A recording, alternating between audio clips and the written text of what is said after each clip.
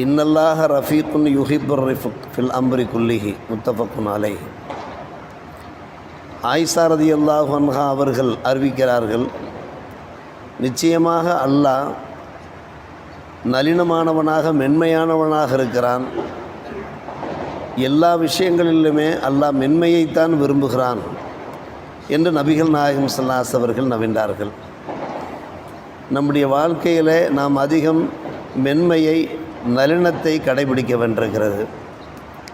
முரட்டுத்தனத்தை விட்டுவிட்டு, ரவுடித்தனத்தை விட்டுவிட்டு, கடுமையான போக்கை கைவிட்டு இயன்ற மட்டும் நாம் மென்மையும் நளினத்தையும் கடைபிடிக்கிற போது அல்லாஹ் நம்முடைய வாழ்க்கையில் வெற்றியையும் முன்னேற்றத்தையும் தந்தருள்வான் என்பதிலே சிந்தித்தும் சந்தேகமே கிடையாது. அல்லாஹ்வுடைய பெயர்களில் ஒரு பெயர் ஹலீம் என்பதாக இருக்கிறது. ஹலீம் என்றால் நிதானிப்பவன், சகிப்புத்தன்மை உடையவன், பொறுமை காப்பவன் என்றெல்லாம் பொருள் இருக்கிறது. அந்த சகிப்புத்தன்மை, அந்த பொறுமை காத்தல் என்கின்ற பண்புகள் ஒவ்வொரு முஸ்லீமிடத்திலையும் இருக்க வேண்டும். ஹில்மை அல்லாஹ் விரும்புகிறான். ஹில்மை என்றால் அந்த பொறுமை, சகிப்புத்தன்மை. அல்லாஹ் ரப்புல் ஆலமீன் குர்ஆன் ஷரீஃபில் கூறுகிற போது, இனிய சொல் இருக்கிறதே, மன்னித்து போவது இருக்கிறதே, அது சிறப்பு வாய்ந்ததாக இருக்கிறது, தர்மம் செய்துவிட்டு மனசை கஷ்டப்படுத்துவதை விட என்று ஒரு வசனத்தை அல்லாஹ் இறக்கியிருக்கிறான். யாராவது ஒருவருக்கு தர்மம் செய்துவிட்டு அதை நாம் சொல்லி காண்கிற போது, அவரிடமிருந்து நாம் மரியாதையை எதிர்பார்க்கிற போது, அதனால் அவருக்கு மனவேதனை ஏற்படும், நோவினை ஏற்படும். அதைவிட மிக பிரமாதமானது என்னவென்று கேட்டால், நல்ல வார்த்தைகளை பேசுவது என்று அல்லாஹ் ரப்புல் ஆலமீன் குர்ஆன் ஷரீஃபிலே கூறுகிறான். அப்படியானால் நம்முடைய வாயிலிருந்து வருகிற வார்த்தைகள் இருக்கின்றனவே, அது நல்ல வார்த்தைகளாக மக்களுடைய மனங்களை சமாதானப்படுத்துகிற வார்த்தைகளாக, சந்தோஷப்படுத்துகிற வார்த்தைகளாக அமைய வேண்டும் என்பது அது இறைவனின் கட்டளை, இறை தூதர் முஹம்மது ரசூலுல்லாஹி ஸல்லல்லாஹு அலைஹி வஸல்லம் நடைமுறை. அட்ஜஸ்ட் பண்ணி போக வேண்டிய சூழ்நிலை சில சமயங்களில் ஏற்படும். நிறைய மன வருத்தங்கள், மன கஷ்டங்கள் ஏற்படும். தேவையில்லாத விமர்சனங்களுக்கு ஆளாக வேண்டிய நிலை உண்டாகும். சொல்லப்போனால் தாக்குதல்களோடு ஏற்படும். அது எதிரிகள் மூலமாகவும் ஏற்படலாம், நண்பர்கள் மூலமாக, அண்டை அயலார் மூலமாகவெல்லாம் ஏற்படலாம். அப்போதெல்லாம் அட்ஜஸ்ட்மெண்ட், ஒரு பொறுமை காக்க வேண்டியிருக்கிறது. அனஸ் ரலியல்லாஹு அவர்கள் பெருமானார் ரசூலே கரீம் ஸல்லல்லாஹு அலைஹி வஸல்லம் காதிமாக, பணியாளாக இருந்தவர்கள். பெரும்பாலும் அவர்களோடு இருப்பார்கள். இருவருமாக சேர்ந்து கடைத்தெரு வழியே சென்று கொண்டிருக்கிறார்கள். அறிவிப்பவர் அனஸ் ரலியல்லாஹு. நாயகத்தோடு நான் கடைத்தெரு வழியே சென்று கொண்டிருந்தேன். பெருமானார் ரசூலே கரீம் ஸல்லல்லாஹு அலைஹி வஸல்லம் தங்களுடைய மேலில் ஒரு துண்டு போட்டிருந்தார்கள். அந்த துண்டு சற்று அழுத்தமான துண்டாக இருந்தது.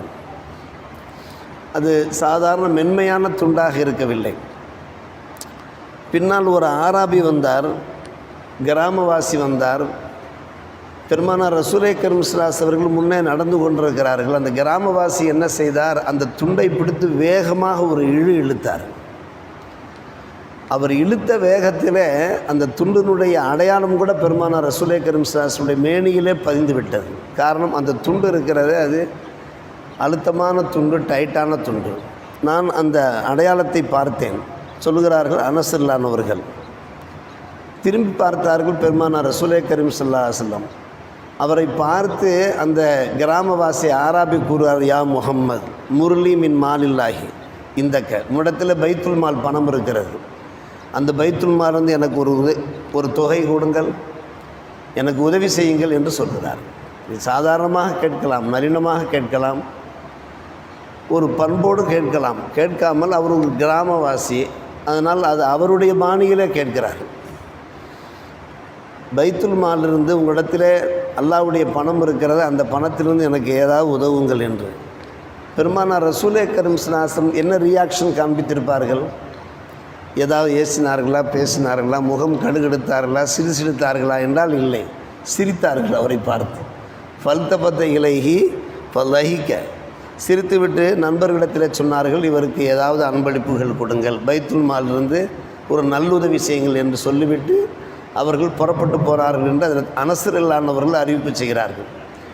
அந்த நேரத்திலும் கூட நபிகள் நாயகம் ஸல்லல்லாஹு அலைஹி வஸல்லம் நளினத்தை பாருங்கள். அவர்களை விட ஒரு சிறந்த எடுத்துக்காட்டு நமக்கு யார் இருக்க முடியும்? அன்னலாரை விட ஒரு அழகிய முன்மாதிரி உலகத்தில் யார் இருக்க முடியும்? இது போன்ற சமயங்களில் தான் நாம் சமாளிக்க வேண்டியிருக்கிறது, அட்ஜஸ்ட் பண்ண வேண்டியிருக்கிறது, பொறுமையை சகிப்புத்தன்மையை கடைபிடிக்க வேண்டியிருக்கிறது. பல முறை நாம் கேள்விப்பட்ட ஒரு விஷயம்தான் அஷஜ்ஜி என்கின்ற ஒரு அருமை நண்பர், பப்த அப்துல் கைஸனுடைய தலைவர். அவர் மிகவும் பொறுமையானவர், அமைதியானவர். அவர் தலைவர் பொறுப்புக்கு தகுதி படைத்தவரும் கூட. பெருமானார் ரசூலை கரீம் ஸல்லல்லாஹு அலைஹி வஸல்லம் அவர்களை காண்பதற்காக வேண்டியும் அவருடைய நண்பர்கள் எல்லாம் வருகை தருகிறார்கள். எல்லோரும் வேக வேகமாக பெருமானை காண சென்று விட்டார்கள். லக்கேஜுகளை அப்படியே போட்டுவிட்டு வாகனங்களை கட்டாமல் கூட புறப்பட்டார்கள். ஆனால் அஷஜ்ஜி என்ன செய்தார்? அந்த லக்கேஜுகளை ஒழுங்குபடுத்திவிட்டு வாகனங்களை மரங்களிலே தூண்களிலே கட்டிவிட்டு ட்ரெஸ்ஸை சேஞ்ச் பண்ணி கொண்டு, காரணம் வெளியூர்லேருந்து பெருமானாரை காண வந்திருக்கிறார்கள், நிதானமாக பொறுமையாக அன்னலார் பெருமானார் ரசூலே கரீம் ஸல்லல்லாஹு அலைஹி வஸல்லம் சமூகம் வந்து அடைந்தார். பார்த்த மாத்திரத்தில் பெருமானார் அஷஜ்ஜை பார்த்து சொன்னார்கள், இன்ன ஃபீக்கல ஹஸலத்தை, உங்களில் 2 பண்புகள் குணாதிசயங்கள் இருக்கிறது.